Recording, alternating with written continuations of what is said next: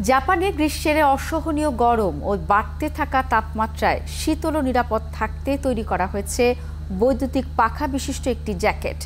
The D রিগুর নামের জ্যাকেটটি এবারের গ্রীষ্মে বেশ সাড়া ফেলেছে দেশটিতে। বর্তমানে অনেকেই জ্যাকেটের দিকে ঝুঁকছেন। মনিরুজ্জামান বাবুর প্রতিবেদন।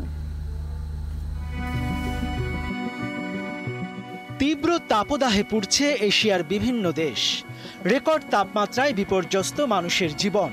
অনেক দেশেই জারি করা হয়েছে রেড অ্যালার্ট। এশিয়ার দেশ জাপানেও চলছে গ্রীষ্মের অসহনীয় গরম। বাড়তে থাকা এই তাপমাত্রায় শীতল ও নিরাপদ থাকতে এক ধরনের জ্যাকেটের দিকে ঝুঁকছেন অনেকেই।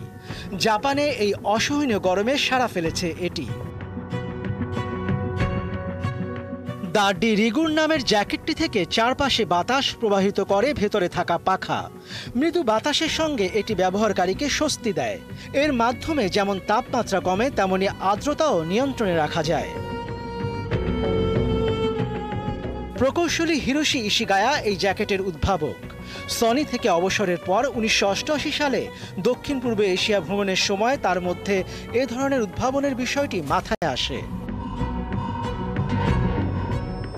ইশিগায়া বুঝতে পেরেছিলেন নতুন ভবনগুলোতে শীততাপ নিয়ন্ত্রণ ব্যবস্থা ব্যবহারের প্রসার ঘটবে।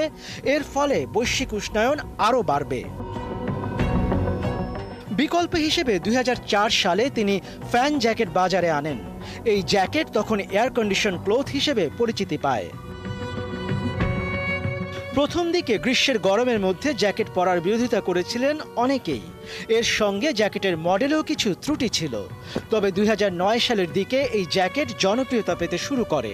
এরপর বিভিন্ন প্রতিষ্ঠান এই জ্যাকেট প্রস্তুত করতে জোর দেয়।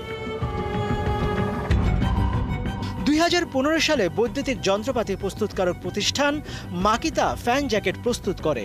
তারা বুঝতে পারে এই পণ্যের চাহিদা তৈরি হতে পারে।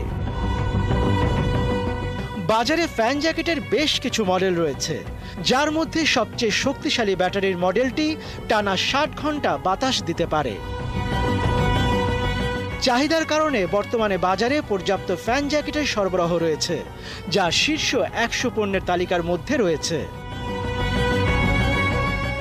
মনিরুজ্জামান বাবু, 71।